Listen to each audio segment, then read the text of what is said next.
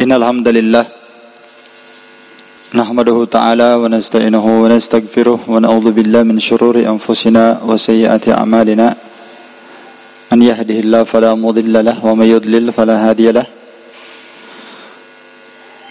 Ashhadu an la ilaha illallah wahdahu la syarika lahu wa ashhadu anna Muhammadan abduhu wa rasuluhu. Amma ba'd. Yaqulu Allahu jalla wa ala ya ayyuhalladzina amanu taqullaha haqqa tuqatih wa la tamutunna illa wa antum muslimun. Wa qaluhu ta'ala ya ayyuhalladzina amanu taqullaha wa qulu qawlan sadida yuslih lakum a'malakum wa yaghfir lakum dhunubakum wa may yuti'illaha wa rasulahu faqad faza fawzan 'azima. Fa inna asdaqal hadits kitabullah wa khairal hadi hadi Muhammadin sallallahu alaihi wasallam wa syarrul umuri muhdatsatuha fa inna kulla muhdatsatin bid'ah wa kulla bid'atin dhalalah wa kulla dhalalatin finnar. Akhwani fid din, a'azzani Allah wa iyyakum rahimani wa rahimakumullah jami'an. Insyaallah taala kita lanjutkan kembali kajian kita membahas kitab Minhajus Salikin wa Tawdihul Fiqh fid Din karya Al-Allamah Al-Faqih Asy-Syaikh Abdurrahman bin Nasir As-Sa'di rahimahullahu taala rahmat wasi'ah. Kita sekarang sudah berada pada pertemuan yang ke-28 dari kitab ini, dan walhamdulillah kita sudah selesaikan pembahasan kitab Taharah. Dan sekarang kita masuk pembahasan yang baru, yaitu Kitabus Shalah, kitab tentang salat. Sebagaimana Kitabut Taharah memiliki beberapa bab, faslun, fasal-fasal, maka demikian pula Kitabut Taharah memiliki beberapa fusul, memiliki beberapa fasal-fasal dan bab-bab. Dan bab-bab salat ini jauh lebih banyak dibandingkan bab-bab yang ada di dalam kitab At-Taharah. Kemudian dari pembahasan sebelumnya, di pembahasan kitab At-Taharah, dia dikedepankan dari pembahasan kitab As-Shalah, karena Taharah adalah miftahus shalah, adalah pembuka salat. Dialah yang merupakan syarat dan merupakan salah satu syarat dari syarat-syarat syahnya salat. Maka dia dikedepankan, ya. Maka syarat itu dikedepankan daripada amalan yang dipersyaratkan padanya. Taharah, iya, itu salat. Kata beliau rahimahullah taala di sini, Kitabus Shalah, kitab tentang salat. Kita poin-poinkan masalah pembahasan kita pertama di sini adalah penjelasan tentang ta'rifus shalah. Definisi apa? Salat. Taib. Tentang definisi salat. Salat lugatan secara bahasa adalah ad-du'a. Adalah doa. Sebagaimana firman Allah Subhanahu wa taala dalam surat Taubah ayat 103. Dalam surat Taubah ayat 103 Allah taala berfirman, "Wa shalli alaihim." Ai udahu lahum. Itu firman Allah Subhanahu wa taala dalam surat Taubah, ya. "Wa shalli alaihim wasalli alaihim inna salataka sakanun lahum." Dan salli alaihim ay ud'u lahum, doakanlah untuk mereka. Ya, jadi makna salat secara bahasa bermakna apa? Ad-du'a'u, doa. Bermakna doa. Sebagaimana firman ayat surat Taubah ayat 103, wasalli alaihim, dan salatlah atas mereka. Maksudnya salat di sini adalah doa. Doakanlah mereka. Ini doa untuk mereka yang datang membayar zakat. Kalau ada orang datang membayar zakat kepada Nabi SAW, Nabi diperintah oleh Allah untuk mendoakan Allahumma barik lakum fima razaqtakum. Semoga Allah Subhanahu wa taala memberkahi rezeki yang Allah berikan kepada kalian. Maka kalau dia datang membawa zakat, didoakan. Kata Allah, salli alaihim, doakan mereka. Salat di sini bermakna ud'u, doakan. Inna salataka sakanun lahum, sesungguhnya doamu itu, sesungguhnya salatmu, yakni doamu akan memberikan sakinah, ketenangan untuk mereka. Ini definisi apa? Salat secara bahasa. Iya. Adapun salat secara istilah syariat, as-shalah istilahan wa syar'an. Secara istilah syariat, ya, dia adalah at-ta'abbud lillah bi aqwalin wa af'alin makhsusah. Mukhtatimatun bit takbir, mukhtatimatun bit taslim ma'an niyah bi syara'itin makhsusah. Ini definisi yang lebih lengkap. Para ulama berkata salat adalah at-ta'abbud lillah. At-ta'abbudu lillah.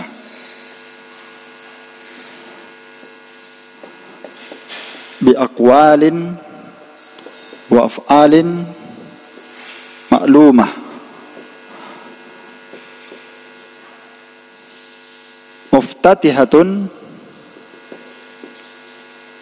bit takbir,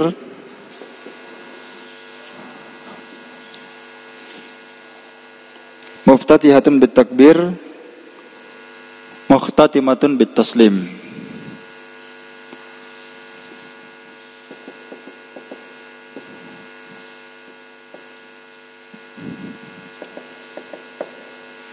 Ma'an niyah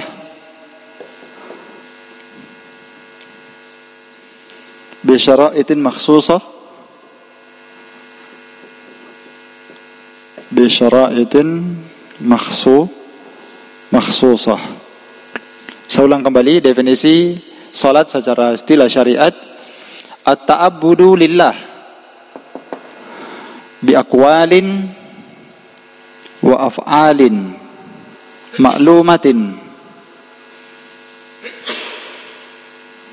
mukhtatimatun bit takbiri, muftatihatun bit takbiri, muftatihatun bit takbir, mukhtatimatun khatam, mukhtatimatun bit taslim, ma'an niyah bi syara'itin makhsusatin. Salat secara istilah syariat adalah ibadah kepada Allah.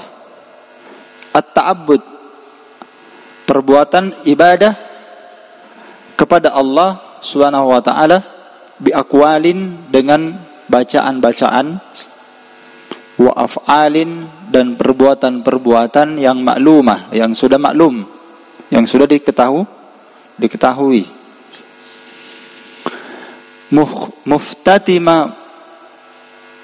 Muftatihatun, Fatihah ya, muftatihatun bit takbir, dimulai dengan takbir. Fatihah kan bermakna permulaan, di antara maknanya pembuka.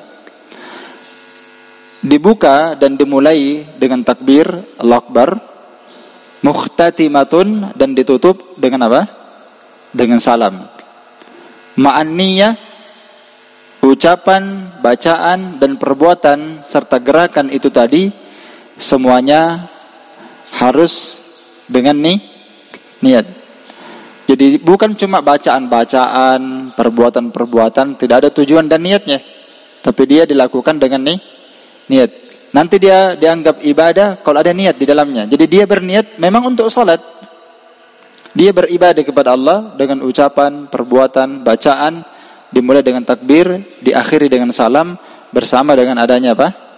Niat. Ada niat. Ya, di belakang amalan ini, di awalnya ada niatnya. Bisyara'itin makhsusatin, dengan syarat-syarat yang khusus. Yakni orang yang mau masuk ke dalam sholat nggak langsung masuk saja, langsung gerak tangan, langsung dibaca. Harus ada syarat yang mendahulunya. Itulah bisyara'itin makhsusah, ada syarat-syarat yang khusus. Iya. Di sini Syekh Abdurrahman bin Nasir As-Sa'di rahimahullahu taala dalam kitab shalah ini beliau memulai fasal yang pertama tentang syurutus shalah, syarat-syarat apa? Salat. Namun sebelum saya bahas ini ada pembahasan yang harus mendahulunya, yaitu pembahasan tentang kedudukan salat dalam Islam, kemudian pembagian salat dalam syariat Islam, dan yang ketiga hukum orang yang meninggalkan salat. Ini perlu dibahas sebelum kita bahas pembahasan syarat salat. 3 pembahasan ini yang akan kita bahas, yaitu tentang manzilatus shalah fid din. Ya, ini fawaid ya. Fawaid yang pertama apa? Manzilatus shalah fid din. Iya. Yang kedua, aqsamus shalah, pembagian salat. Yang ketiga, hukmu tarikus shalah, hukum orang yang meninggalkan salat. 3 fawaid yang akan kita jelaskan sebelum kita bahas apa? Syurut salat, syarat-syarat sahnya salat. Yang pertama tentang manzilatus shalah, kedudukan salat dalam agama. Di sini kita akan sebutkan beberapa kedudukan salat dalam Islam. Yang pertama, as-salatu akidul furudi ba'di syahadatain wa afdaluha. Salat ini merupakan kewajiban yang paling muakkad. Jadi antum buat catatan, ya. Ini agak panjang sedikit. Antum buatkan catatan di catatan buku untuk ini, dipisah. Jadi manzilatus shalah yang pertama, kedudukan salat dalam Islam yang pertama adalah salat adalah kewajiban yang paling wajib setelah syahadat. Kewajiban Islam yang paling wajib setelah syahadat, dan dia merupakan ibadah wajib yang paling terafdal setelah syahadat. Iya, jadi dia adalah kewajiban yang paling wajib setelah syahadat, setelah syahadatain maksudnya ya. Setelah syahadat la ilaha illallah, syahadat Muhammad Rasulullah. Setelah 2 kalimat syahadat, dia adalah ibadah yang paling wajib sekaligus ibadah yang paling afdal setelah syahadat. Dan dia merupakan rukun Islam yang kedua setelah syahadat. Makanya dia yang paling penting setelah syahadat. Kewajiban yang paling wajib. Hal ini berdasarkan hadis yang sangat banyak. Di antaranya adalah sabda Nabi SAW dalam hadis Abdullah bin Umar, riwayat Bukhari dan Muslim, Bunyal Islam ala khamsin. Islam dibangun di atas 5 pondasi. Tidak ada Islam tanpa 5 ini. Yang pertama syahadat la ilaha illallah wa anna Muhammad Rasulullah, dihitung 1. Islam yang kedua adalah iqamis shalah, menegakkan apa? Salat. Ini dia yang kedua. Kemudian yang ketiga ita'iz zakah, membayar zakat. Yang keempat wasami Ramadan, berpuasa di bulan Ramadan. Dan yang kelima berhaji bagi orang yang mampu. Manzilah yang kedua, kedudukan Islam, kedudukan salat dalam Islam yang kedua adalah syaddada syari' an-nakir ala tarikiha hatta nasabaha Rasulullah SAW ila al-kufur. Allah Ta'ala dan Rasulnya sangat keras mengingkari orang yang meninggalkan salat. Sampai Nabi SAW menyandarkan orang yang meninggalkannya sebagai orang yang kufur, keluar dari Islam. Jadi Allah Ta'ala dan Rasulnya sangat keras mengingkari orang yang meninggalkan salat itu.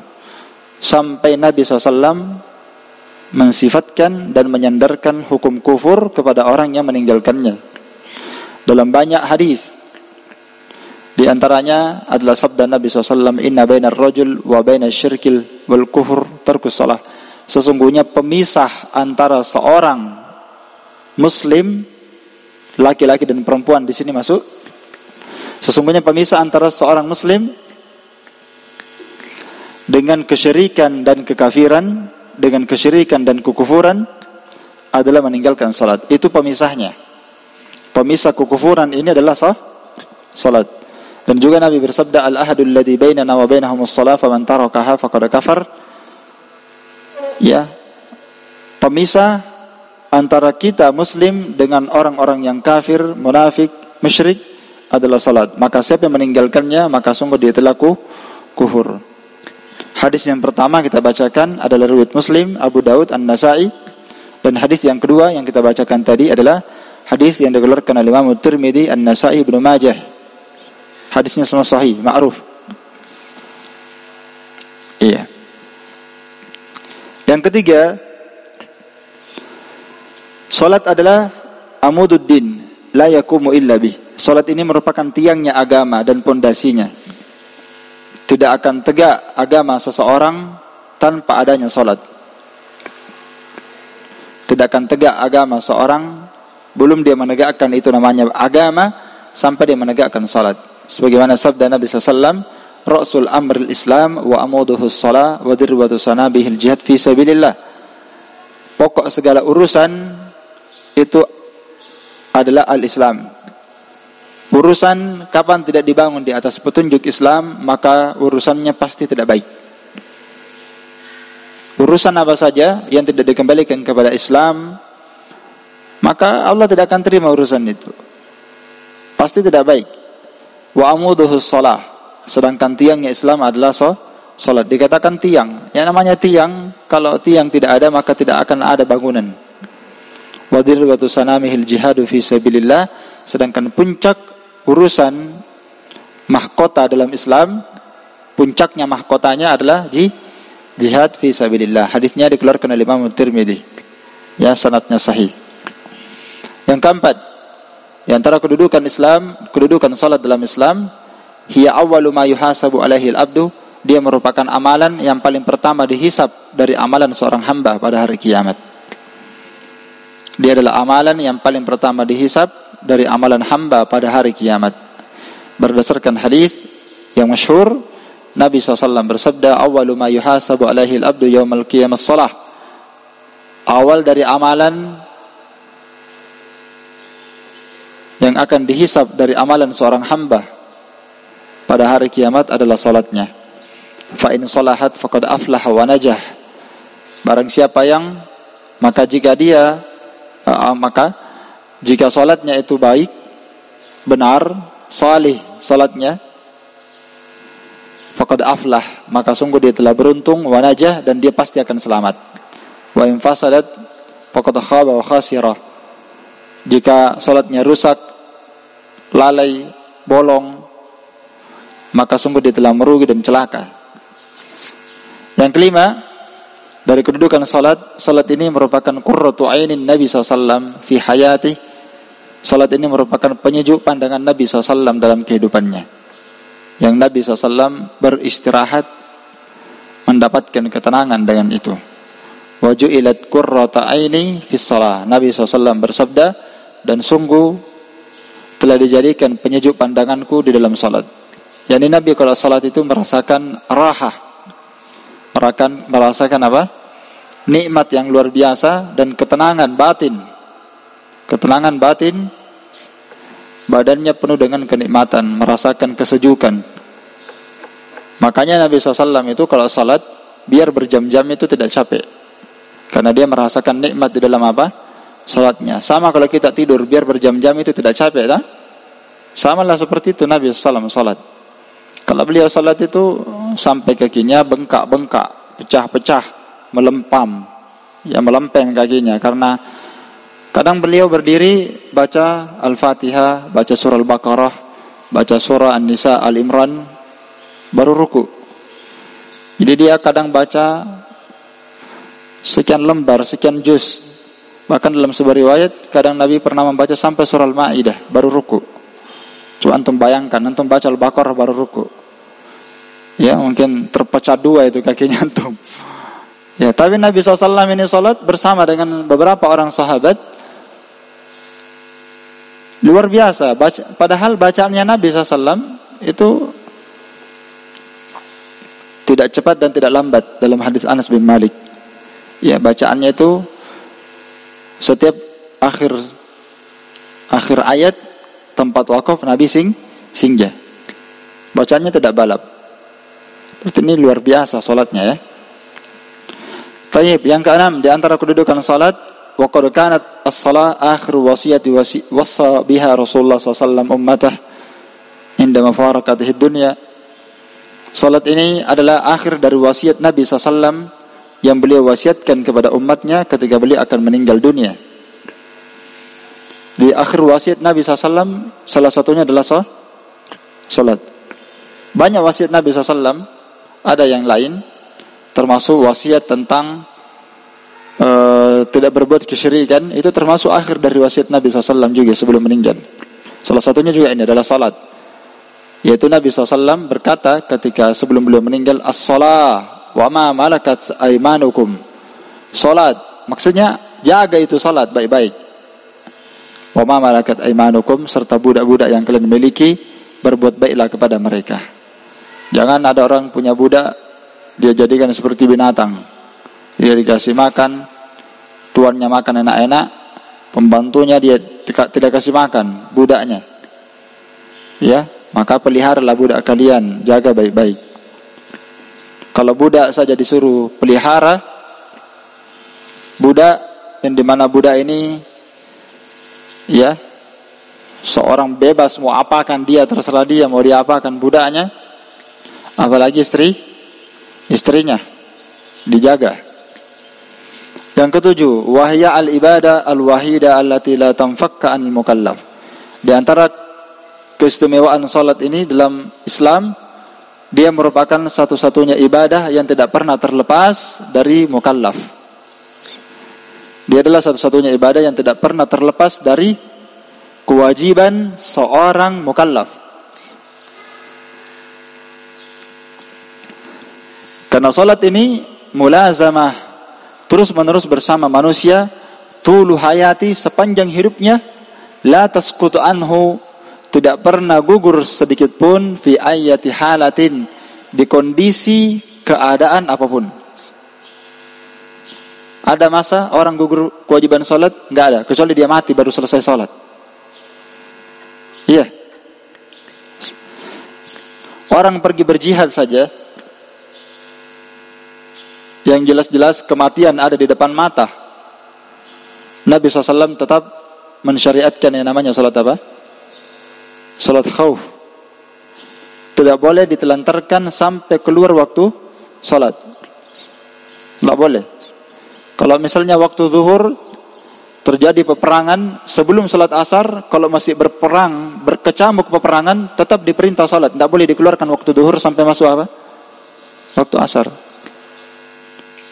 Kalau habis, misalnya ba'da asar berperang, sebelum maghrib harus salat. Berperang sambil salat, sambil berjalan, tidak ada gugur. Ini orang berperang saja sudah mau mati disuruh salat. Ini orang pergi minum kopi tidak salat. Iya. Mereka keliling-keliling cari uang, enggak salat. Padahal mereka sehat walafiat. Bahkan orang yang sakit parah di rumah sakit, walaupun dia bersama dengan najis, kencing, buang air besar, dan sulit bagi dia untuk terlepas dari itu, tetap dia apa? Tetap dia salat. Walaupun dia sakitnya bagaimanapun parahnya, kecuali dia pingsan tidak sadar, di situ tidak salat. Tapi kalau bangun nanti dikasih tahu, sekarang kau salat. Nggak ada yang gugur salat. Selama masih ada perasaannya, selama masih ada akalnya, di kondisi apapun, tetap dia disuruh apa? Salat. Bisa dijamak salatnya kalau dia sakit. Duhur dijamak dengan asar. Bisa di waktu duhur dia jamak, bisa dijamak di waktu asar. Jamak takhir, jamak takdim. Cuma tidak dikosor. Terus apa yang dikurangi? Hayatnya yang dikurangi, bukan rakaatnya. Hayat yang dikurangi, gerakan yang kurang. Tapi kalau safar, rakaat yang dia apa? Dikurangi, rakaatnya dikurangi. Difaham ya? Rakaatnya dikurangi kalau safar. Selain safar, tidak ada salat yang boleh dikosor kecuali safar saja. Kalau ada orang yang sakit, ada orang yang hajat mau dia jamak salatnya bisa, tapi kalau dikosor tidak bisa. Hanya berlaku untuk apa? Untuk orang yang safar saja, tidak ada yang lain. Kalau dia sakit parah, bisa dijamak salatnya. Kalau dia berat salat, kalau di waktu zuhur dia berat, nanti dia kerjakan di waktu apa? Di waktu asar, dia undur. Nanti di situ dia salat asar sekaligus dia jamak dengan zuhur. Zuhur dulu baru asar dia kerjakan, diurutkan. Apa yang dikurangi bukan rakaatnya, tapi apa? Hayat. Apa itu hayat? Gerakan. Tidak bisa dia berdiri, dia duduk. Tidak bisa duduk, berbaring. Berbaring, maka dia pakai perasaan saja salat. Sekarang dia baca Al-Fatihah, sekarang dia ruku, pakai perasaan. Subhana rabbiyal azim. Perasaannya dia ruku. Sami Allah liman hamidah. Walaupun badannya tidak bergerak, itu yang berkurang. Sama kalau salat khauf, nanti juga seperti itu. Cuma isyarat kepala sambil berperang, sambil berjalan di atas kaki atau di atas kendaraan, rijalan wa rukbanan, di atas kendaraan maupun di atas kakinya dia salat dalam Al-Qur'an. Ya, sampai Nabi berkata, "Bainal masyriq wal maghrib kiblah." Kalau terjadi peperangan berkecamuk, timur dan barat bisa jadi kiblat. Mau menghadap ke mana terserah. Gugur kewajiban menghadap apa? Kiblat. Itu nanti dibahas di pembahasan menghadap kiblat, itu dibahas tuntas. Iya.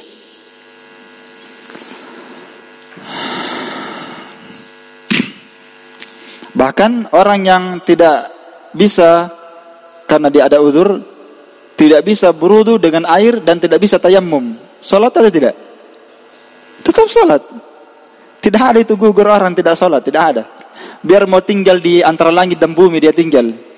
Misalnya kalau ada tempat antara langit dan bumi, tidak dapat air, tidak dapat tanah ya, tetap salat, tetap dia salat.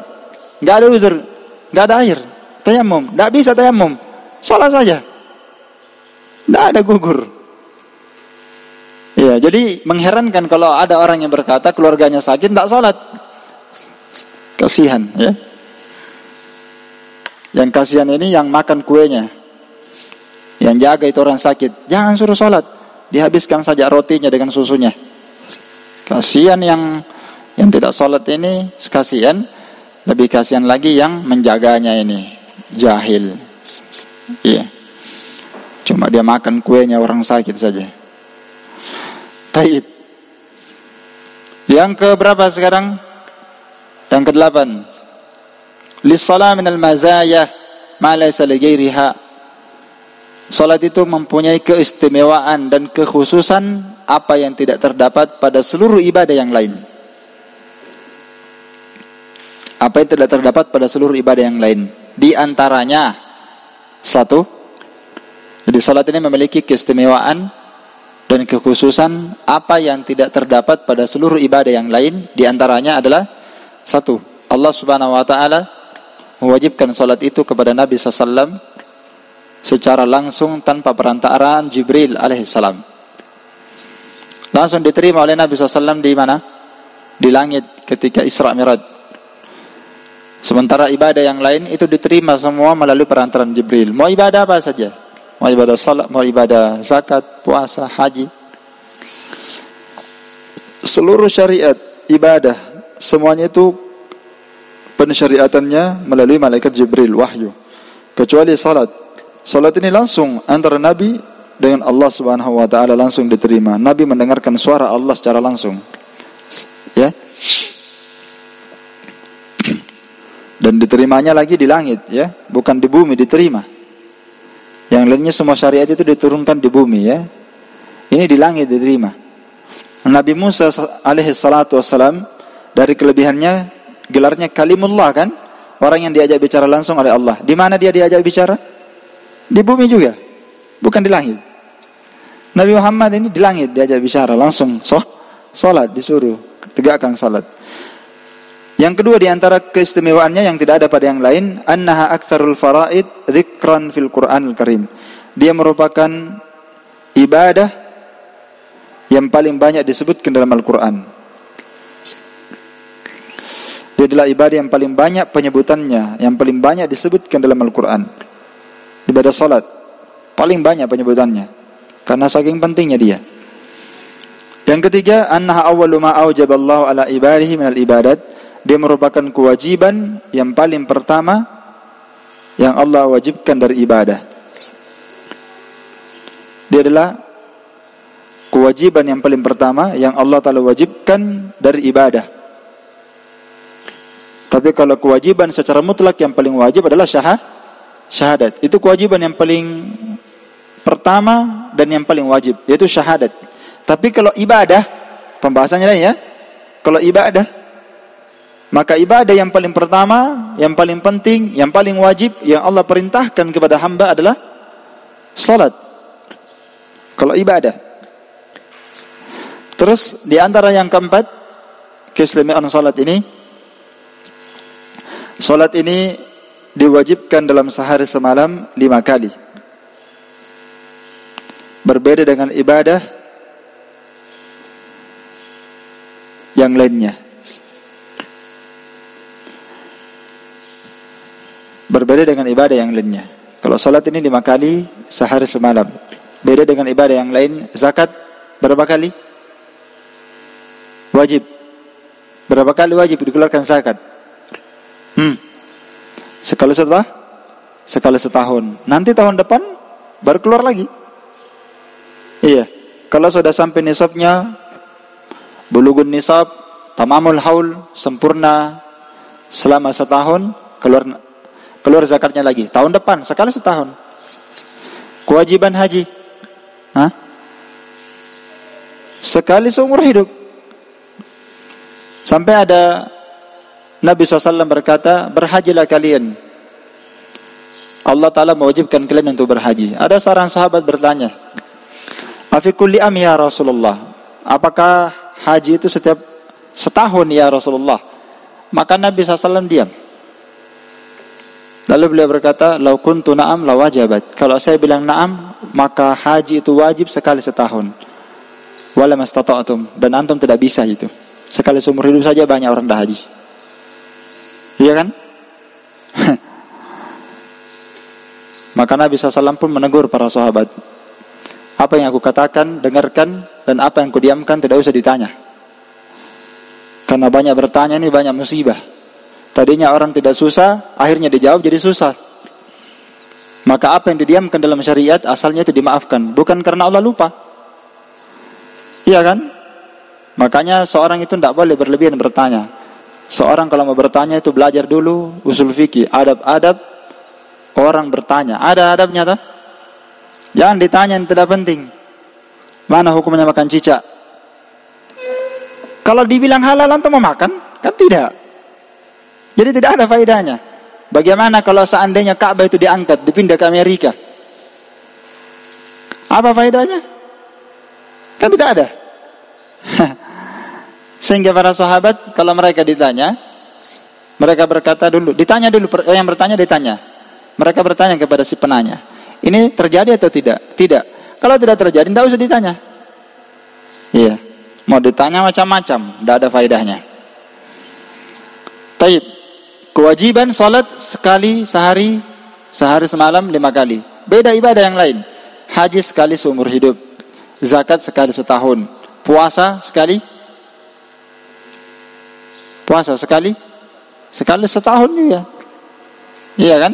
Nah, ini menunjukkan bahwa dia punya keistimewaan. Tiap hari diwajibkan 5 kali sehari semalam. Kemudian tidak pernah gugur. Sampai mati tidak pernah. Wa'bud rabbaka hatta ya'tiyakal yakin. Sembahlah Allah Ta'ala sampai kematian itu datang kepadamu. Salat di antaranya. Enggak pernah gugur dia. Tayyib, pembahasan pertama sudah kita selesaikan. Kita masuk pembahasan yang kedua. Apa pembahasan yang kedua? Aqsamus shalah, pembagian salat. Pembagian salat terbagi 2, fardun wa tatawwu. Ya. Ada ibadah yang sifatnya fardun dan ada tatawwu'un. Ada ibadah tatawwu'. Ibadah fardu dan ibadah tatawwu'. Ibadah fardu terbagi lagi jadi menjadi dua. Ada fardu ain dan ada fardu kifayah. Salat ada yang wajib namanya fardu dan ada tatawwu yang sunnah. Kemudian ibadah yang fardu, ibadah yang wajib ini terbagi dua lagi. Ada ibadah yang fardu ain dan ada ibadah yang fardu kifayah. Fardu ain maknanya adalah muta'ayyan ala kulli baligin wa akil, dzakarin aw unsa, hurrin wa abdin. Itu definisi fardu ain. Ibadah yang sifatnya fardu ain adalah ibadah yang muta'ayyan, yang wajib atas setiap orang yang balik, satu, akil, orang yang berakal, dua, dzakarin, wajib bagi laki-laki, au unsa, wajib bagi perempuan, hurrin wa abdin, wajib bagi orang yang merdeka dan bagi budak, dan wajib di kondisi dia mukim dan wajib di kondisi dia safar. Ini namanya fardu ain. Wajibnya melingkup seluruh orang dan di keadaan apapun. Wajib bagi setiap orang yang balik. Maka anak kecil belum kena fardu ain. Wajib bagi orang yang berakal, maka orang gila enggak ada kewajiban fardu ain. Zakar, laki-laki dan perempuan semuanya masuk kena. Mau dia merdeka, mau dia budak, semuanya kena fardu ain. Mau dia mukim, mau dia safar, tetap dia kena fardu ain. Tetap dia wajib apa? Salat fardu ain. Seperti salat 5 waktu. Walaupun dia safar. Walaupun dia apa? Safar. Iya. Seperti apa salat fardu ain ini? As-salawat al-khams. Seperti salat apa? 5 waktu. Ini. Fardu ain ini seperti apa? Kasalawat al-khams. Seperti salat apa? 5 waktu. Dia tidak pernah gugur ya. Iya, dia tidak pernah gugur.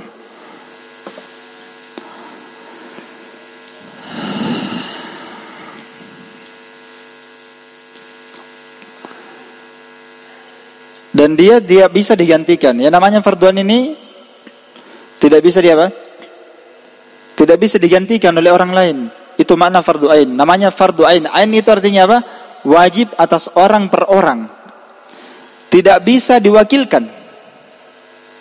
Makanya dikatakan ain. Tidak bisa diwakilkan kepada orang. Tidak bisa antum berkata, afwan, nanti salat zuhur tolong gantikan saya dulu.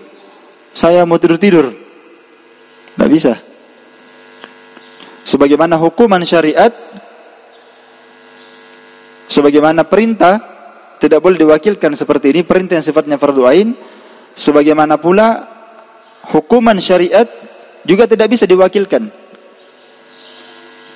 Hukum cambuk, hukum potong tangan, hukum rajam.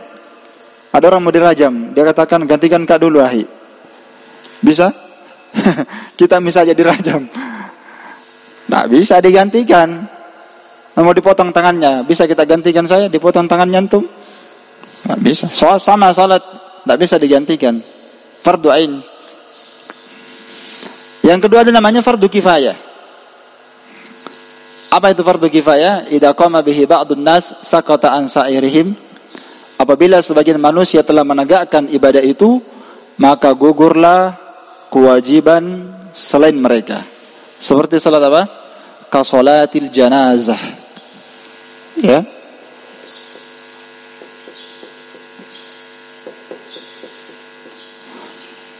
Seperti salat apa? Salat jenazah. Ini fardu apa?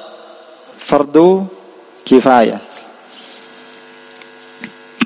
Kalau ada sebagian muslimin sudah mensolati jenazah itu, maka satu kampung gugur kewajibannya. Namun kalau ada seorang muslimah meninggal, enggak ada yang mengurus jenazahnya, apakah memandikannya, mengkafaninya, atau mensolatinya, menguburkannya?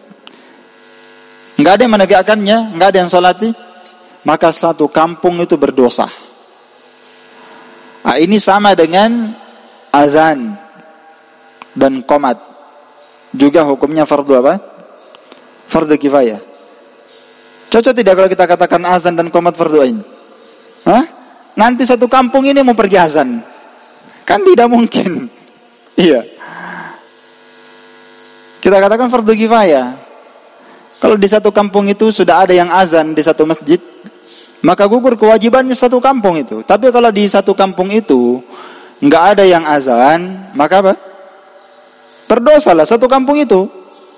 Iya kan? Berdosa. Sama dengan salat jenazah. Fardu kifayah. Taib.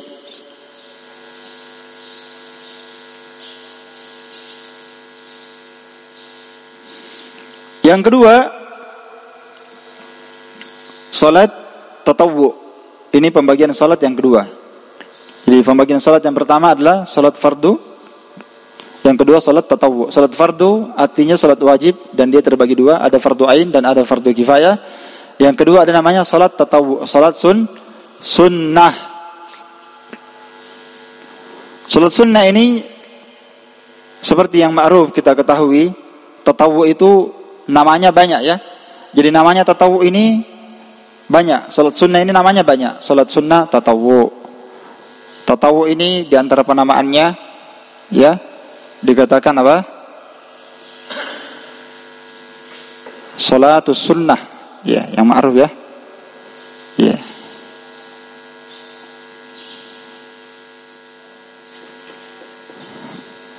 Dinamakan salat sunnah. Dinamakan juga apa? Salat nafilah. Iya. Salat nafilah, salat sunnah, salat nafilah, salat tatawwu, namanya banyak ya. Yang paling masyhur itu tatawwu. Maknanya ini adalah tambahan. Dikatakan dia tatawwu, maknanya adalah apa? Tambahan. Ibadah tambahan. Dikatakan tatawwu, sunnah, nafilah, semuanya dikatakan apa? Tambahan, ibadah tambahan. Iya.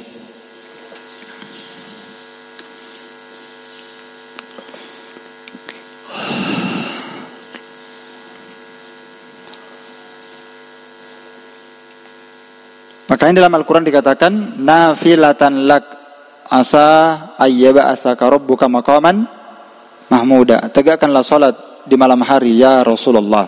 Qiyamul lail sebagai apa? Nafilatan lak sebagai tambahan ibadah bagimu. Semoga Allah membangkitkan kamu nanti pada hari kiamat di atas kedudukan yang terpuji. Maka tatawwu ibadah sunnah itu adalah tambahan. Makanya dia hukumnya orang yang mengerjakannya dapat apa? Pahala, dan orang yang meninggalkannya tidak dianggap bermaksiat kepada Allah. Orang yang meninggalkannya tidak dosa. Iya. Tidak berdosa. Pembagiannya nanti saya bagi, dia terbagi dua. Akan tetapi disunnahkan seorang mengerjakan salat sunnah tatawwu, dan kadang seorang itu makruh jika dia meninggalkannya, khususnya ibadah tatawwu yang sifatnya sunnah muakkadah. Jadi asalnya meninggalkannya bukan dosa, bukan maksiat. Namun dia dianjurkan untuk dilakukan. Jika ditinggalkan, kadang dia sifatnya makruh, dibenci pada diri seseorang. Jika dia meninggalkan apa tadi? Salat sunnah yang sifatnya muakkadah. Seperti apa? Salat witir, salat sunnah rawatib. Itu dua itu yang paling masyhur disebutkan oleh para al-ulama. Tidak pantas jika dia meninggalkannya. Apalagi kalau yang meninggalkannya itu adalah seorang ulama, alim, dan para penuntut ilmu. Tidak pantas dia meninggalkan ibadah rawatib seperti ini. Karena sebagian imam mazhab yang 4, mereka menganggap buruk orang yang meninggalkan perbuatan ini terus menerus. Sampai sebagian mereka mengatakan meninggalkan sholat sunnah rawatib terus menerus, itu orang bisa dihukum sebagai seorang yang apa? Fasik. Iya, tidak baik. Sampai Imam Ahmad berkata, "Man taraka salatul witir fa huwa rajulun su'." Siapa yang meninggalkan salat witir terus menerus, maka dia adalah seorang lelaki yang buruk. Lam tuqbal lahu syahadah, tidak bisa diterima persaksiannya kalau jadi saksi. Jadi kalau ada masalah di pengadilan dipanggil saksi. Tidak pernah salat witir, tidak bisa jadi saksi. Kenapa? Kata para ulama, tidak bisa jadi saksi. Saqatal adalah, jatuh adalah hanya orang kalau meninggalkan witir terus menerus. Dipahami nih? Saqatal adalah, jatuh adalahnya. Muslim, jadi tidak kafir juga, tidak, bukan dibilang dia berdosa seperti tinggalkan salat wajib, tidak, tapi meninggalkan ibadah rawatib terus menerus, meninggalkan ibadah sunnah muakkadah seperti witir terus menerus, padahal sebagian ulama mengatakan dia wajib, walaupun yang benar jadi adalah sunnah muakkadah, tapi meninggalkan terus menerus, ini tidak baik. Apalagi yang meninggalkannya adalah seorang ulama, alim, atau siapa? Penuntut ilmu. Iya. Tidak pantas. Difaham? Iya. Maka yang paling pantas mengerjakan ibadah qiyamul lail, salat witir paling minimal, yang paling pantas menjaganya adalah para penuntut ilmu, kata Syekh bin Baz. Ulama dulu yang paling pantas menjaganya, kemudian para penuntut ilmu. Kata Syekh bin Baz rahimahullahu taala. Tayyib. Salat sunnah tatawwu dia terbagi menjadi dua. Dia terbagi menjadi berapa? Dua. Ada namanya tatawwu mutlak. Ada namanya tatawwu muqayyad.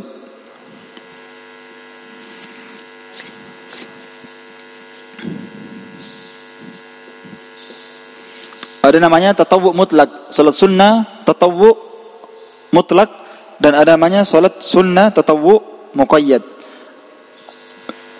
Apa artinya salat sunnah tatawwu mutlak? Yaitu salat sunnah yang tidak terikat oleh satu waktu, yang kedua tidak terikat oleh tempat, yang ketiga tidak terikat oleh keadaan.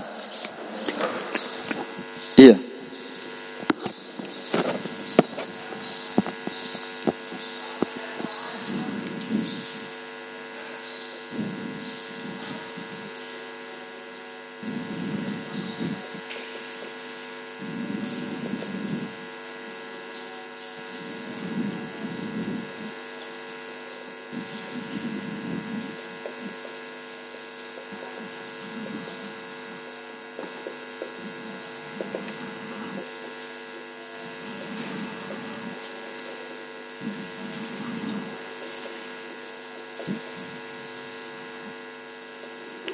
Lihat di atas.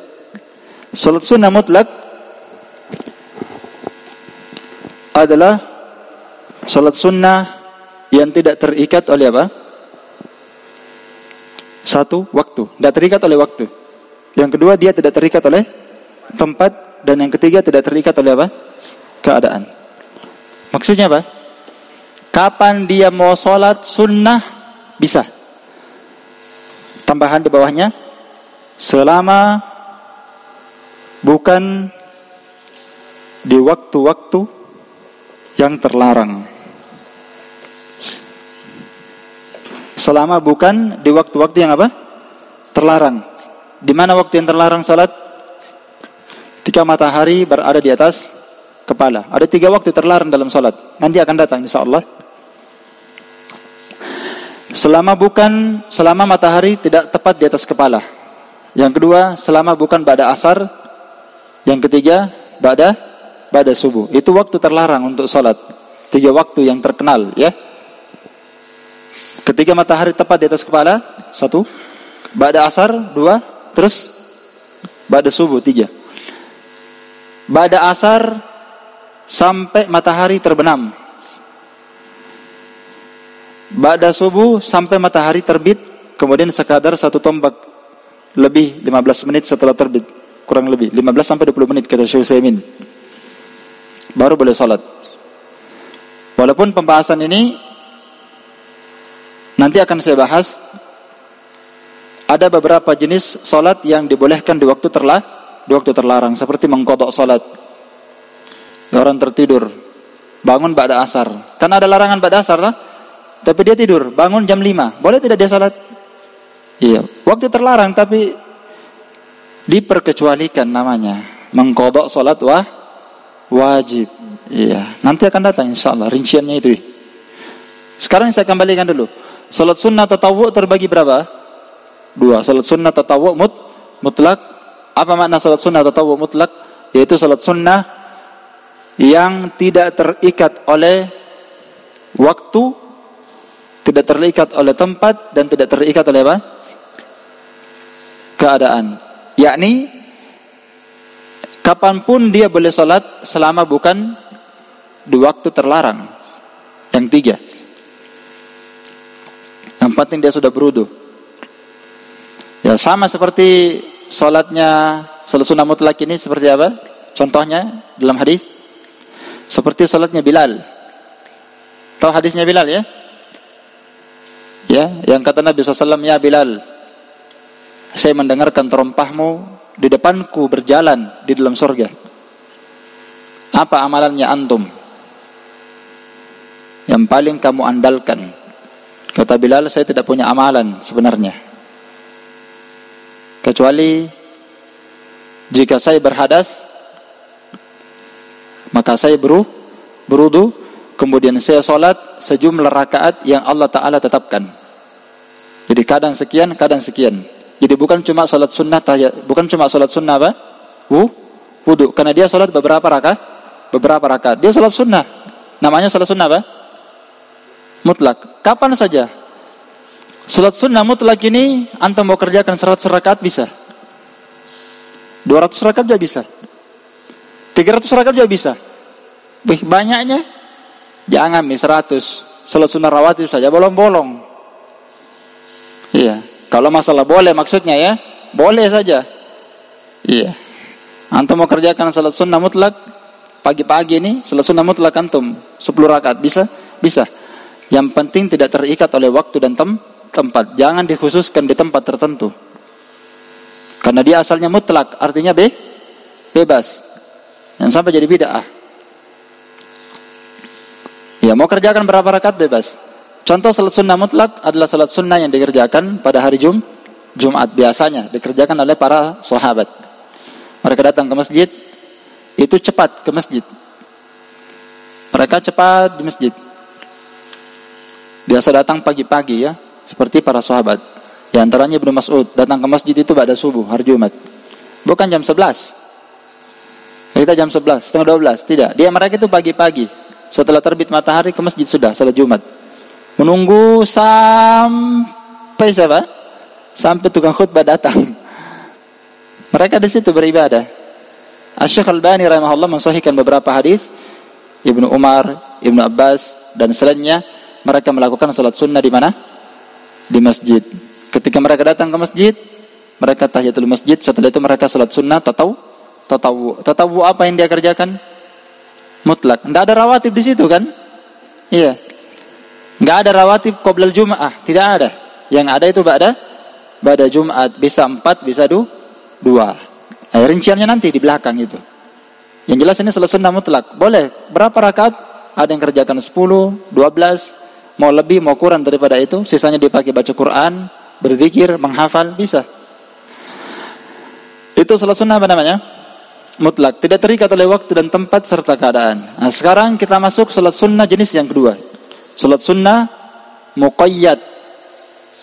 Muqayyad ini adalah salat sunnah yang terikat oleh satu kebalikannya ini tadi. Lawannya saja. Ya. Salat sunnah muqayyad yaitu salat sunnah yang terikat oleh apa? Oleh waktu.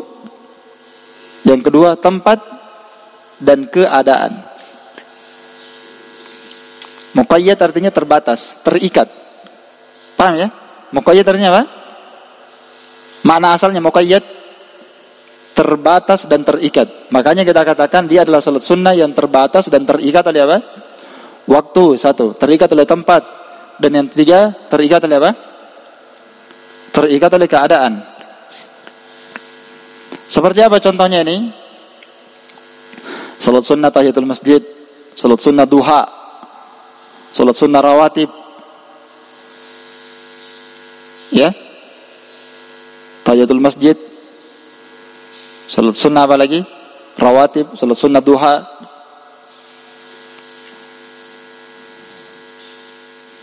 Salat sunnah isyraq yang biasa dikerjakan pagi-pagi itu ba'da salat subuh. Nah, itu salat sunnah mutlak, muqayyad semua namanya itu. Salat sunnah taubat ada juga. Dan banyak pembagian salat sunnah. Kalau dia tidak masuk di pembahasan mutlak, maka dia masuk di pembahasan salat sunnah apa? Muqayyad. Itu saja. Banyak salat sunnah. Sekarang saya tanya, ada orang mau tahiyatul masjid di mana? Di rumahnya. Allahu Akbar. Tahiyatul masjid. Bisa atau tidak? Tidak bisa. Kenapa? Karena dia terikat dengan apa? Tempat. Nah, maka dikatakan dia salat sunnah muqayyad. Terikat oleh apa? Tempat. Ini saya mau pahamkan antum. Maksudnya itu. Apa maksudnya itu muqayyad? Iya. Tahiyatul masjid di rumah.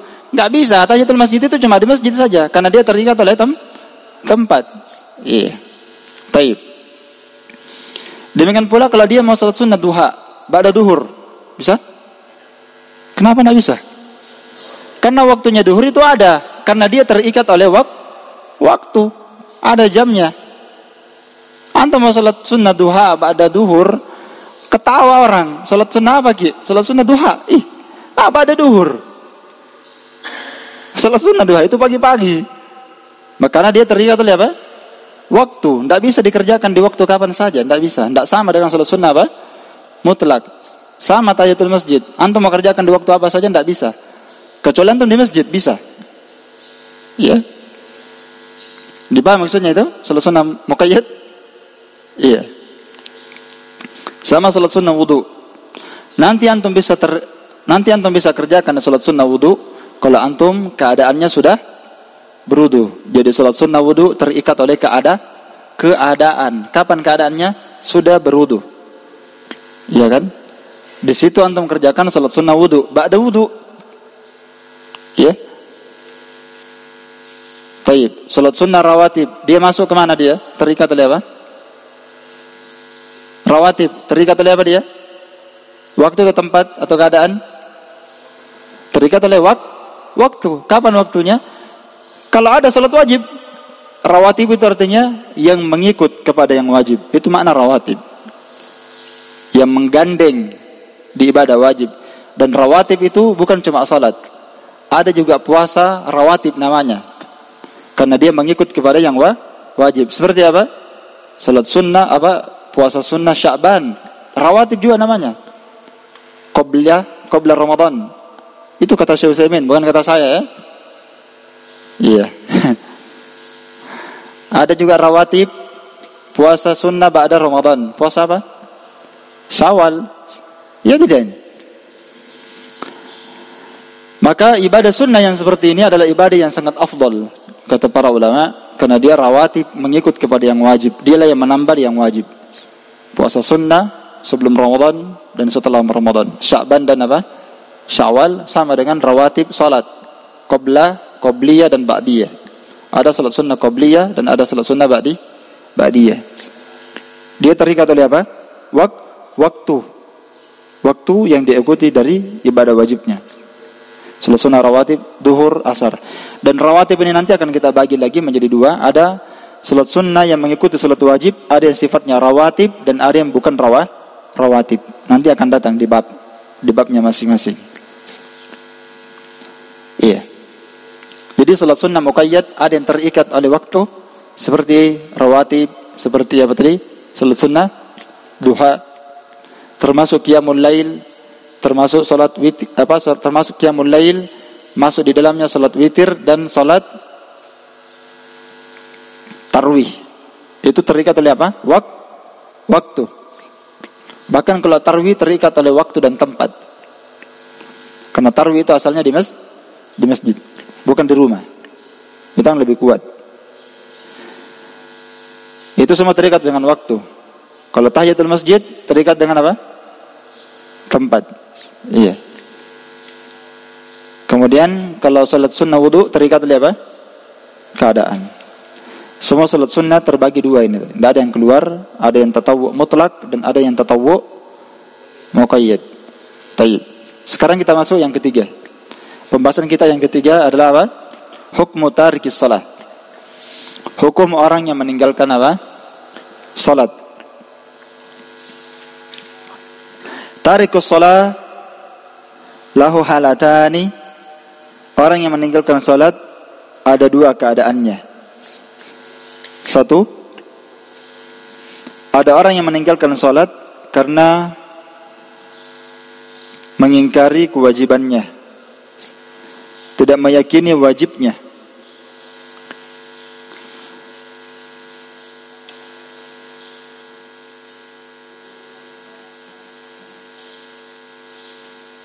Maka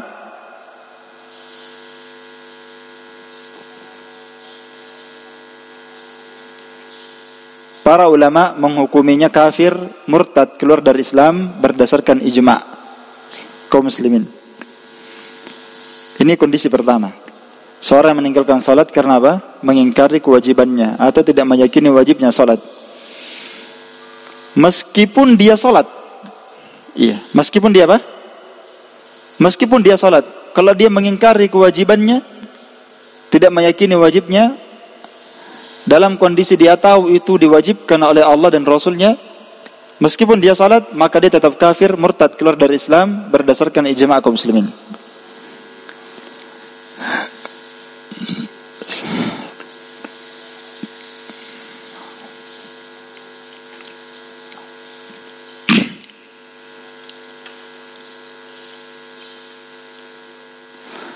Kondisi kedua, yaitu orang yang meninggalkan salat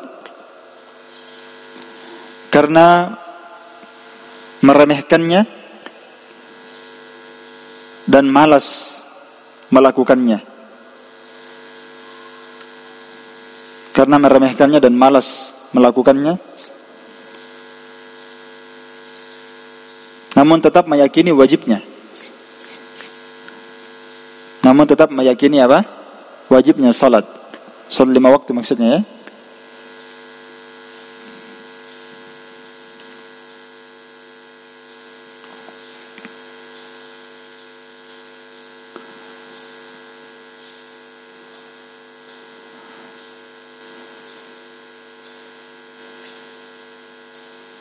Maka hukum orang yang seperti ini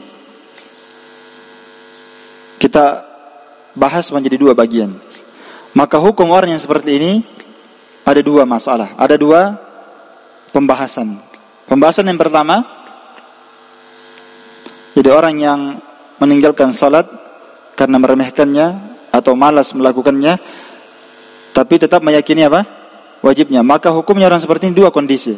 Kondisi yang pertama, tidak ada perselisihan di kalangan para ulama. Tidak ada perselisihan di kalangan para ulama bahwa siapa yang meninggalkan salat tanpa ada udzur syar'i dengan sengaja karena meremehkannya atau karena malas melakukannya, tidak ada perselisihan bahwa itu merupakan a'dzamuz dzunub, dosa yang paling terbesar, wa akbarul kabair, dan dosa besar yang paling besar setelah kekafiran dan kesyirikan. Iya. Kan dosa itu banyak ya, bertingkat-tingkat. Dosa yang paling tertinggi dan yang paling besar, enggak ada lagi di atasnya, adalah dosa kekafiran dan kesyirikan. Dosa yang paling besar setelah itu adalah meninggalkan salat dengan sengaja tanpa udzur syar'i. Dia tinggalkan karena apa tadi? Karena dia meremehkannya dan malas. Enggak ada perselisihan di kalangan para ulama bahwa itu merupakan a'dzamuz dzunub, dosa yang paling terbesar, dan akbarul kabair, dosa besar yang paling terbesar. Karena dosa besar terbagi dua.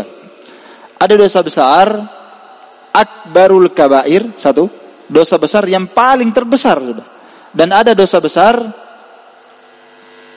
bukan yang paling terbesarnya. Dosa besar juga, tapi bukan yang paling besarnya. Karena dosa besar terbagi dua. Ada yang paling besar namanya akbarul kabair, dosa besar yang paling terbesar, dan ada dosa besar yang biasa, bukan yang paling besarnya, tapi tetap dosa besar. Ya, ini meninggalkan salat merupakan akbarul kabair setelah apa? dosa syirik dan kekufuran. Iya.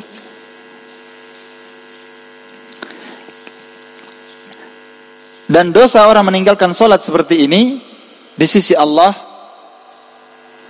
dan dosa orang yang berbuat seperti ini di sisi Allah itu lebih besar dosanya dibandingkan membunuh jiwa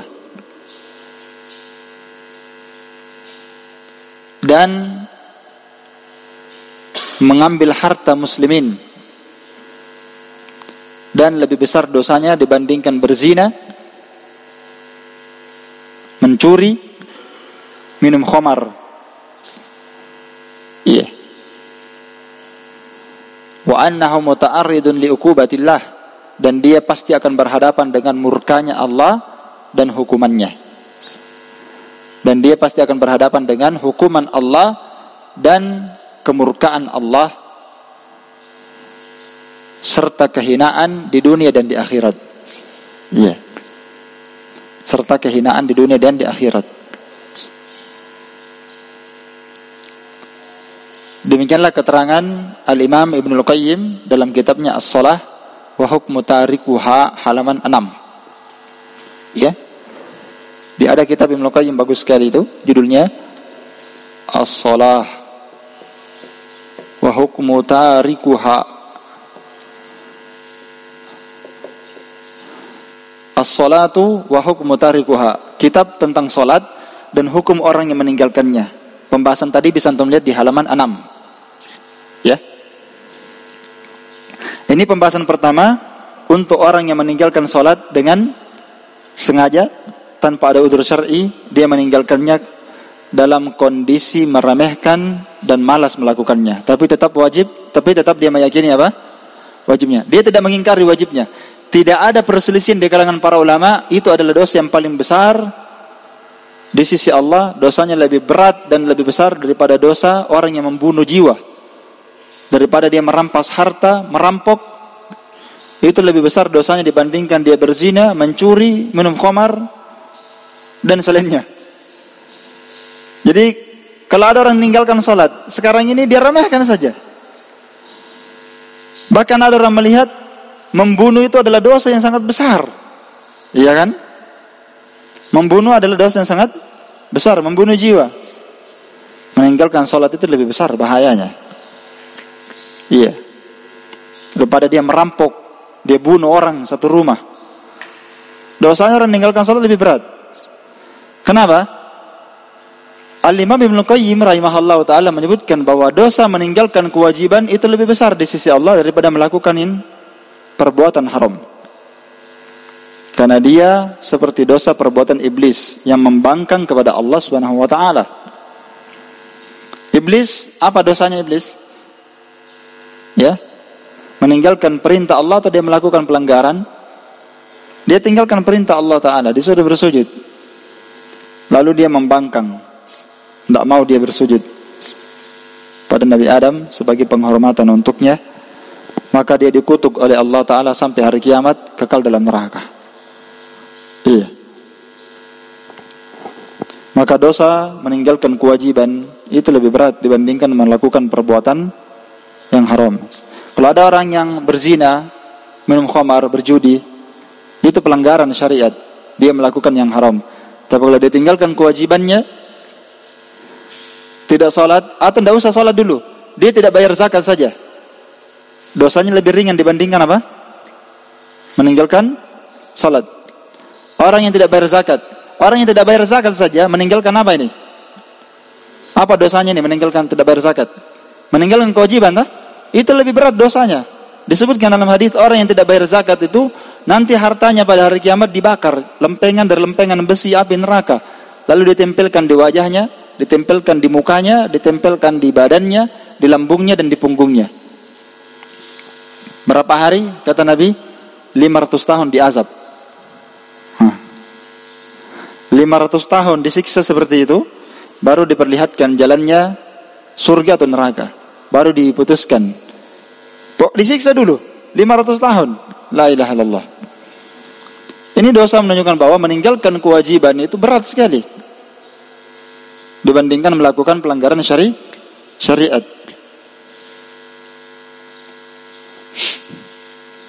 Pembahasan kedua untuk orang yang meninggalkan sholat karena meremehkannya atau malas melakukannya bersama dengan meyakini apa? Wajibnya. Karena kalau dia meyakini tidak wajib, apa tadi? Kufur, keluar dari Islam. Kalau dia mengatakan tidak wajib sholat, tapi saya sholat, walaupun antum sholat, kalau kau ingkari kewajiban sholat, maka anda bisa kufur, keluar dari Islam. Ijma' kaum muslimin.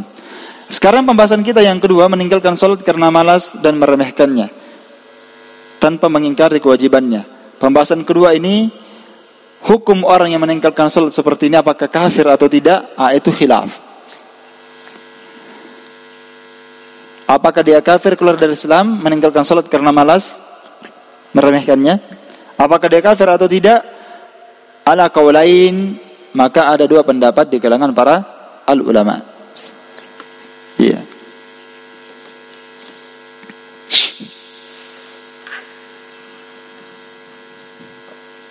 Pendapat yang pertama, seorang yang meninggalkan salat karena meremehkannya dan malas melakukannya, itu hukumnya dosa besar.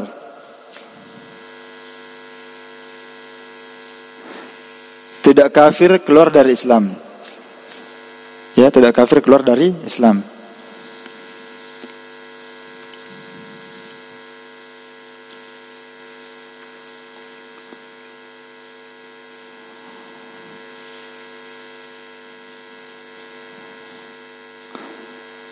Dan penyebutan hukum kafir dalam hadis bagi orang yang meninggalkan salat, penyebutan hukum kafir bagi orang yang meninggalkan salat itu maksudnya kufrun duna kufrin. Kufurnya kufur asgar, tidak sampai mengeluarkan dia dari agama, tidak sampai murtad. Ini pendapat sebagian besar para ulama, di antaranya Imam Ats-Tsauri, Abu Hanifah,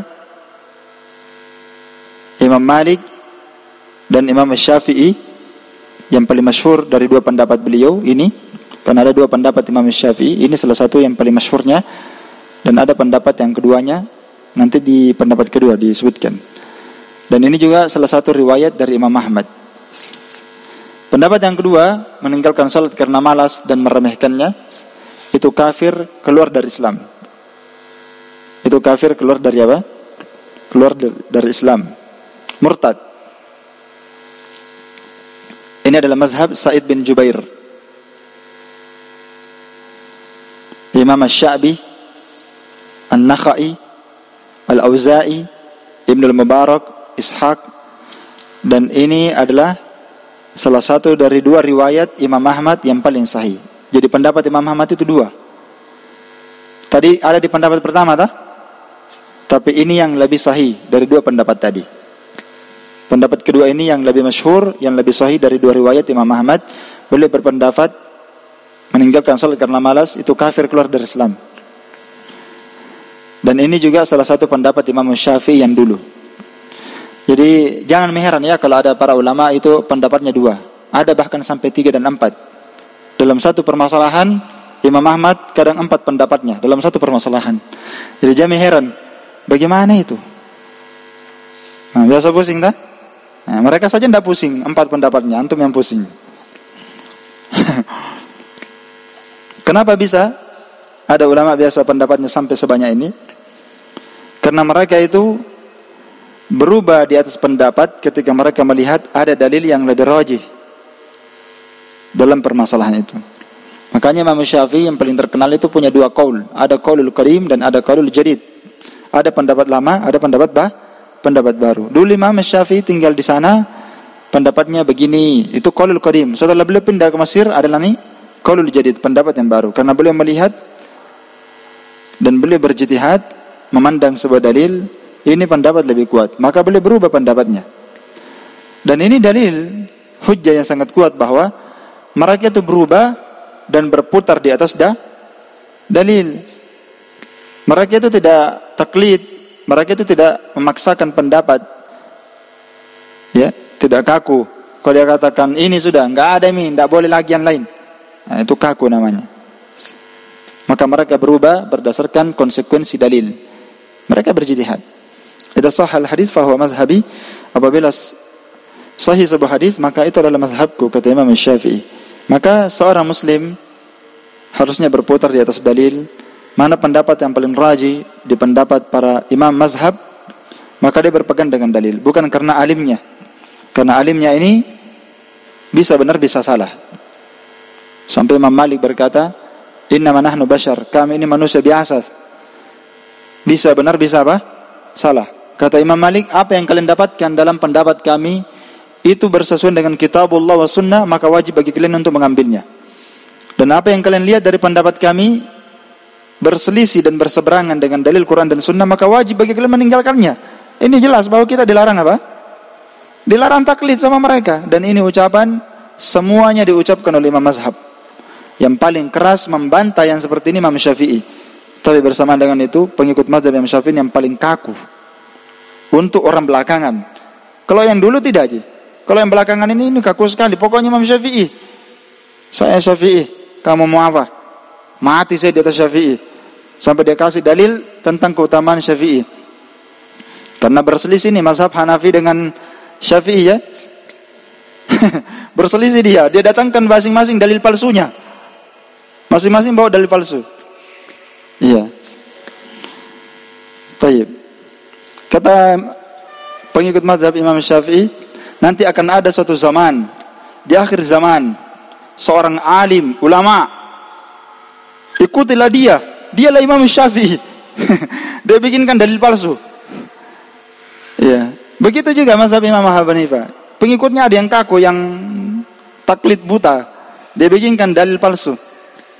Dia olok mazhab Syafi'i. Nanti ada akhir zaman, ada orang yang bernama Syafi'i, jangan ikuti dia. Ini kan kalau orang sudah gulu itu melampaui batas, sudah berdusta. Iya. Macam-macam. Ya. Taib, dari dua pendapat ini, sebagian para ulama mengatakan itu termasuk dosa besar. Bahkan tidak ada perbedaan para ulama bahwa meninggalkan salat karena malas adalah dosa yang paling terbesar setelah kekufuran dan kesyirikan. Ya. Dia hampir sama dengan dosanya membunuh jiwa ya. Karena pernah Ibnu Hazm berkata itu, tidak ada dosa yang paling besar, kata beliau, setelah dosa kekafiran dan kesyirikan daripada membunuh jiwa, kata beliau. Jadi kurang lebih ini dengan meninggalkan apa? Salat. Walaupun meninggalkan salat lebih berat, karena dia meninggalkan kewajiban yang paling Allah wajibkan di antara seluruh kewajiban ibadah. Iya. Dari dua pendapat ini, hukum meninggalkan orang yang salat, hukum meninggalkan salat karena malas dan meremehkannya, yang lebih tepat adalah pendapat yang kedua, bahwa meninggalkan salat karena malas, meremehkannya, itu kufur, keluar dari Islam, murtad. Ini pendapat mayoritas para sahabat ya. Imam Ibnu Hazm menukil ini adalah pendapat yang dipegang oleh Umar bin Khattab, Mu'adz bin Jabal,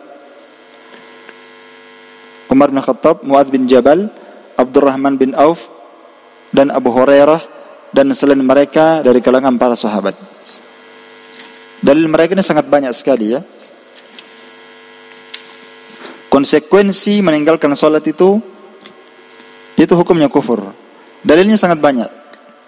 Di antaranya adalah datang dengan lafaz meninggalkan salat kufur. Itu di antara dalilnya. Di antaranya hadis yang sudah kita bacakan tadi dua.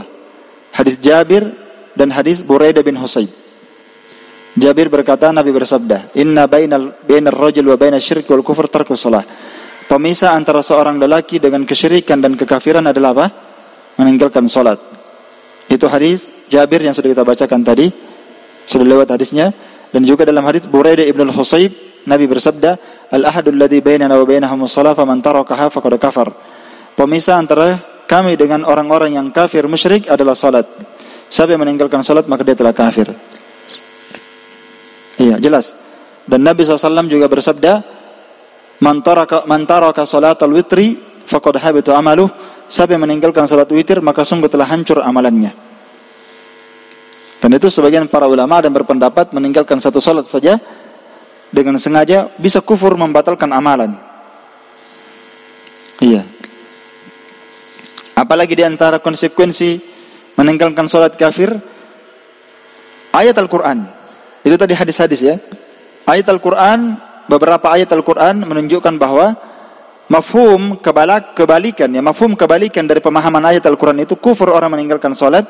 Di antaranya dalam surah At-Taubah ayat 11, dalam surah Maryam ayat 59, dan dalam surah Al-Muddathir ayat 42. Ini 3 surah saja saya sebutkan ya, sudah cukup. Dalam surah apa? At-Taubah ayat 11. Iya. At-Taubah ayat 11. Yang kedua dalam surah Maryam 59 sampai 60.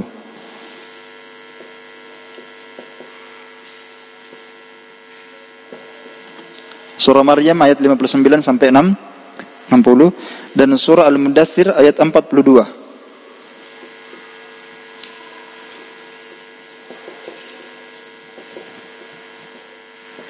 Sampai 46. 42 sampai 47. 48 ya. 42 sampai 48. Kita bacakan firman Allah dalam surah Taubah ayat 11. Fa in tabu wa aqamus shalah wa atuz zakah fa ikhwanukum fid din. Maka jika mereka bertaubat, wa aqamus shalah, dan jika mereka menegakkan salat dan membayar zakatnya, maka mereka saudara kalian dalam agama. Pendalilannya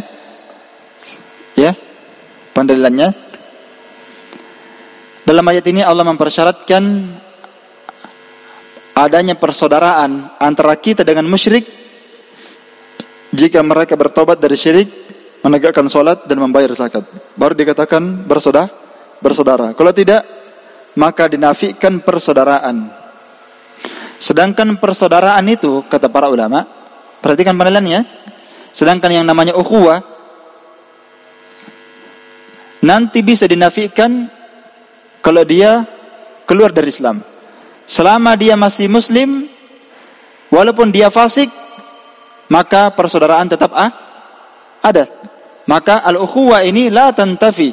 Al-ukhuwah, persaudaraan itu tidak bisa dinafikan dengan kefasikan. Iya. Tidak boleh pula dipisahkan oleh apa? Kekufuran duna kufrin, yang kekufurannya bukan sampai mengeluarkan dari Islam. Nanti dinafikan ukhuwah itu kalau dia keluar dari apa? Nanti kalau dia keluar dari Islam. Kalau dia misalnya melakukan syirik kecil, dia bersumpah atas nama selain Allah, berarti dia terjatuh dalam kekufuran dan kesyirikan. Syirik apa? Syirik kecil. Dia tetap saudara kita atau dia kafir? Masih saudara kita, karena dia masih muslim. Nanti dia katakan tidak ada persaudaraan kalau dia apa? Kafir. Maka di sini syarat dalam ayat ini, kalau sudah bertobat, tegakkan salat, bayar zakat, maka baru dikatakan saudara dalam agama. Selama belum ada ini, maka dia belum dianggap saudara. Yang kedua dalam surah Maryam ayat 59-60, Allah berfirman, "Fa khalafa min ba'dihim khalfun adha'us shalah." Lalu datanglah generasi setelah generasi para nabi dan rasul itu, khalfun, sekelompok kaum di mana mereka adha'us shalah. Coba kasih musab dulu. Musab.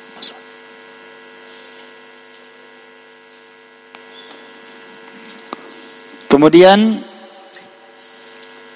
datanglah sekelompok kaum setelah mereka. Ini dalam surah apa tadi? Surah Maryam. Ya.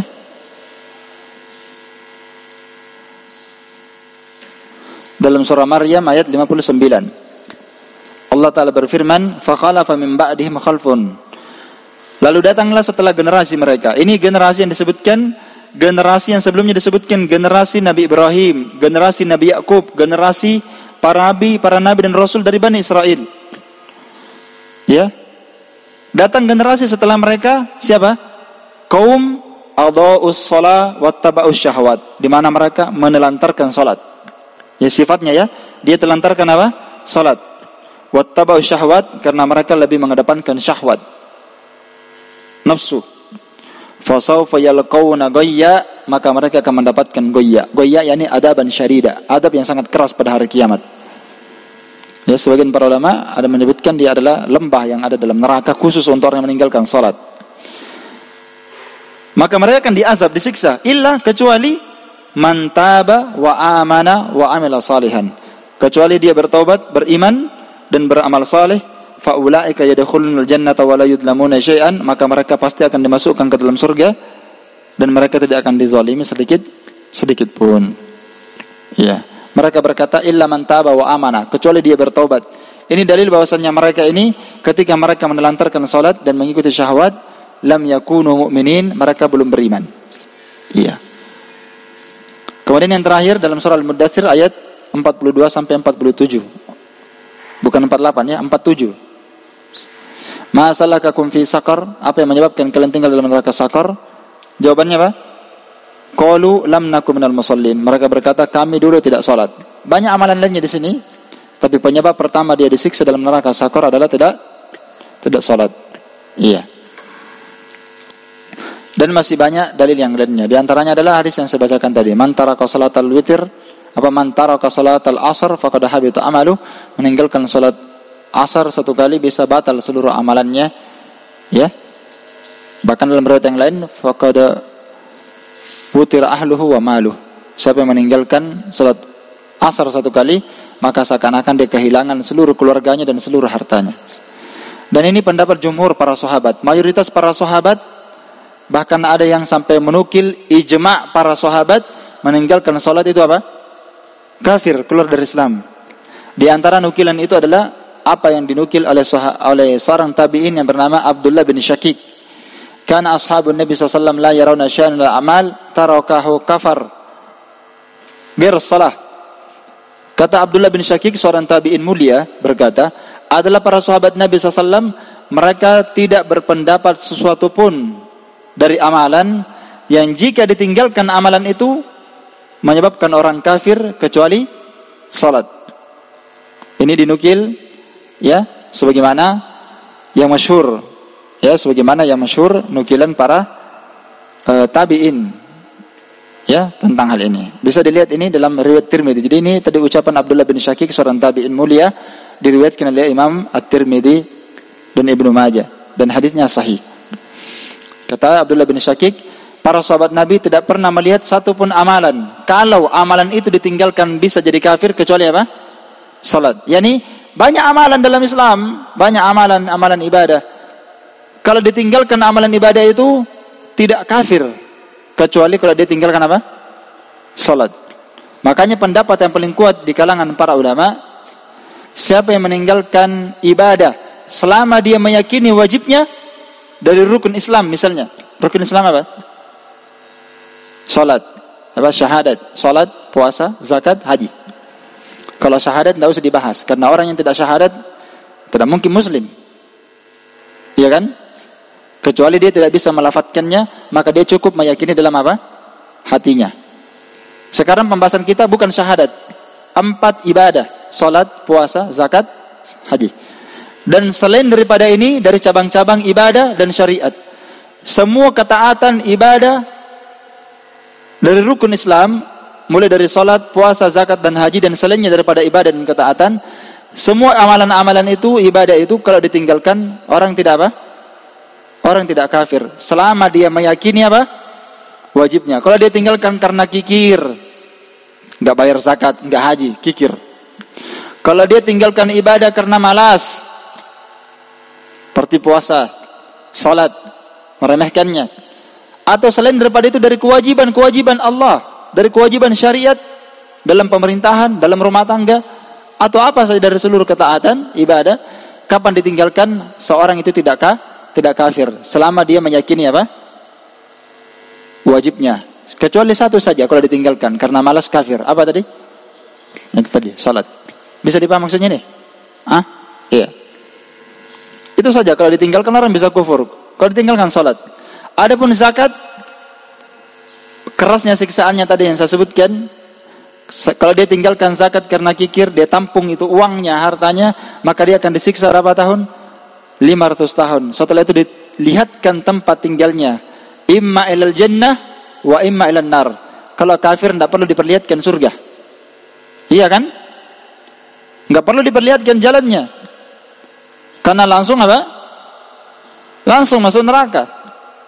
Iya. Langsung mereka masuk apa? Neraka. Iya. Makanya pendapat yang paling kuat di kalangan para ulama, meninggalkan zakat karena kikir selama meyakini wajibnya itu tidak kafir, tapi azabnya berat. Meninggalkan puasa karena malas puasa di bulan Ramadan sama seperti tadi. Selama dia meyakini wajibnya, maka dia berdosa dosa besar, tidak sampai kafir. Tapi kalau salat jangan coba-coba. Tidak salat itu dosanya berat dan hukumnya bisa kufur, keluar dari Islam. Ini berdasarkan pendapat mayoritas para ulama. Bahkan ada yang menukil ijma' dari para sahabat. Ya, Umar bin Khattab berkata, "La hadda fil Islam liman taraka shalah." Tidak ada bagiannya dalam Islam bagi orang yang meninggalkan salat. Ya. La hadda fil Islam. Kata Umar, ya. La hadda fil Islam liman taraka shalah. Tidak ada bagian di dalam Islam sedikit pun bagi orang yang meninggalkan salat. Tidak ada bagiannya. Ini kalimat la hadza, tidak ada bagian. Ini kalimat-kalimat apa?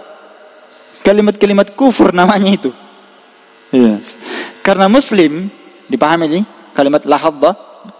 Karena yang namanya Muslim, sebesar apapun dosanya, seberat apapun pelanggarannya, tetap dia punya bagian di mana nanti? Akhirat, pasti ada bagiannya. Iya tidak? Biar bagaimana rusaknya dia, selama dia tidak kafir, pasti ada bagiannya nanti pada hari kiamat. Makanya ketika Allah menyebutkan sihir dalam Al-Quran, orang yang berbuat dosa sihir, walaqad alimu laman ishtarahu malahu fil akhirati min khalaq, sama itu. Dan sungguh mereka tahu bahwa siapa yang mempraktekkan sihir dan mempergunakannya, dia sudah tahu kata Allah bahwa siapa yang mempergunakannya, malahu fil akhirah illa min khalaq. Apa? Malahu fil akhirati min khalaq. Dia tidak mempunyai bagian. Min khalaq maksudnya min nasib, sama itu. Tidak ada bagiannya di akhirat nanti. Dan itu lafaz kufur maksudnya. Karena orang kafir, karena muslim, bagaimanapun dia fasiknya, bagaimanapun beratnya dan besarnya dosanya, pasti dia punya bagian nanti pada hari kiamat. Iya, tidak mungkin tidak. Selama dia masih muslim. Kecuali dia sudah kafir. Itu kalimat-kalimat kufur. Jadi tidak ada bagian dalam Islam orang yang meninggalkan salat, kata Umar. Bahkan Ibnu Mas'ud berkata, "Man lam yusalli fala dina lahu." Ibnu Mas'ud berkata apa?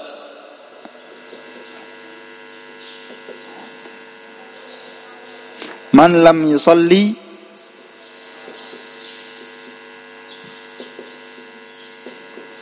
fala dina lahu. Barang siapa yang tidak salat, maka tidak ada agama bagi dia. Abu Darda berkata,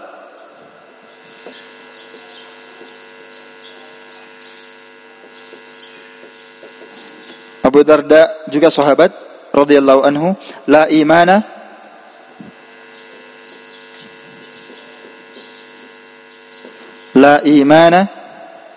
liman la salata lahu. Tidak ada iman bagi orang yang tidak punya salat. Tidak ada imannya bagi orang yang tidak punya salat. Ucapan Umar ini ya dinukil dalam kitab Ta'zim Qadris Shalah, sebagaimana ucapan Ibnu Mas'ud dan Abu Darda radhiyallahu taala anhu. Dinukil dalam apa? Ta'zim Qadris Shalah. Ini tiga ini ucapan, ya.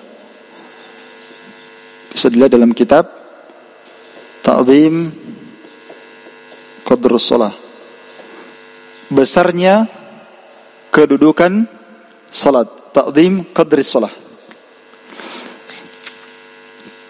Kemudian penutup pembahasan kita di sini, setelah kita kuatkan bahwa orang yang meninggalkan salat karena meremehkannya dan malas terhadapnya, kita kuatkan bahwa hukumnya kufur, keluar dari apa? Islam. Maka di sini butuh kita kasih tambihun, catatan penting. Apa catatan itu? Yang dimaksudkan meninggalkan salat yang dihukumi kufur di sini adalah man kana musirran ala tarkiha, yaitu seorang yang terus-menerus meninggalkannya. Difahami ini? Jangan sampai keliru. Iya. Al-maksud bitariki shalah al-mahkum bi kufri. Maksud orang yang meninggalkan salat yang dihukumi kufur, keluar dari Islam, maksudnya adalah siapa? Man kana musirran ala tarkiha, yaitu mereka yang terus-menerus melakukannya.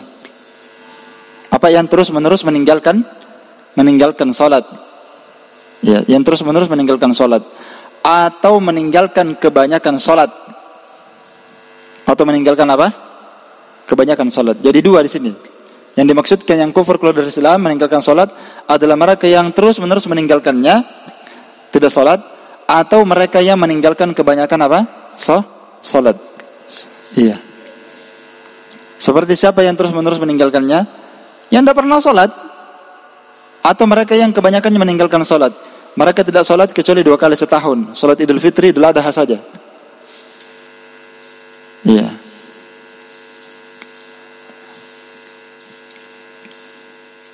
Atau dia salatnya Jumat saja. Itu pun Jumat kadang datang, kalau sempat, kalau tidak sempat tidak datang lagi. Jumat saja. Salat 5 waktu enggak ada. Jumat saja dia datang. Itu pun dia datang selalu terlambat lagi. Iya. Taib. Kadang datang Jumat, kadang tidak juga. Nah, ini kebanyakannya. Ini yang dimaksudkan hukumnya apa? Kufur keluar dari Islam. Ya, meninggalkan kebanyakan salat saja, ini yang dimaksudkan kufur keluar dari Islam. Apalagi kalau memang tidak pernah salat. Itu yang cingak mi. Kalau nangkap mi kepalanya, salat mi itu. Kalau tunduk lagi tidak salat. Jadi bahasa bagusnya sempaja tepet tuh, tidak pernah putus salatnya dia. Duduk-duduk salat, baring-baring salat dia. Ya, kalau dia ingat lagi Allah, salat media dia. Makanya kadang dia salat di Ka'bah, langsung Masjidil Haram, sedangkan dia duduk di Pinrang. Dia salat di sana di Ka'bah bersama dengan Sudais. La ilaha illallah, ini orang gila ya. Sudah sampai tingkat tarekat, tidak pernah salat. Iya. Jadi yang seperti ini, yang salatnya itu tidak pernah sama sekali, atau kebanyakannya memang dia tidak pernah salat, tapi kebanyakannya tidak salat, makanya dihukum kufur.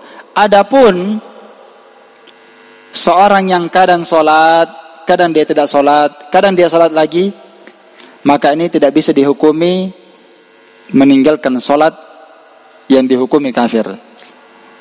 Dia dikatakan gairu muhafidina as-salah, maka dia dihukumi tidak menjaga salat namanya. Atau dia katakan melantarkan salat, tidak menjaganya. Ya, maka ini tidak bisa dihukumi kufur keluar dari Islam. Berarti siapa? Mereka yang kadang salat maghrib, salat isya, salat subuh bolong lagi. Nanti besok salat duhur, asar lagi. Dia kasih bolong-bolong, kadang kalau semangat lagi, kalau banyak lagi penghasilannya, berhasil panennya, bertambah gajinya, woi rajin ke masjid, rajin dia salat. Allah maha baik, luar biasa Allah Ta'ala. Nanti kalau kurang uangnya, berhenti lagi dia salat. Malas saya kalau begini. Ini banyak orang seperti ini. Wa minan nasi may ya'budullah ala harfin. Di antara manusia, kata Allah, ada yang beribadah ala harfin. Ala harfin itu di tepi saja dia beribadah, tidak penuh keteguhan. Kalau dia dapat nikmat, kata Allah, maka dia rajin beribadah. Kalau dia dapat musibah, dapat cobaan, dapat ujian, inqalaba ala wajhi, maka dia berpaling ke belakang. Khasirat dunya wal akhirah. Mereka ini adalah orang yang rugi dunianya dan rugi akhiratnya. Beribadah sesuai dengan nafsunya saja, bukan beribadah mencari keridhaan Allah. Ya, ini tidak bisa juga dihukumi kufur ya. Kalau dia seperti ini, sholat semangat, nanti lama-lama dia tidak sholat, nanti sholat lagi. Ini tidak bisa dihukumi kufur. Tapi dosanya tadi jangan diremehkan ya. Dosanya ini berat sekali. Ya, yang jelas lebih berat dibandingkan dia tidak bayar zakat. Orang tidak bayar zakat saja disiksa luar biasa.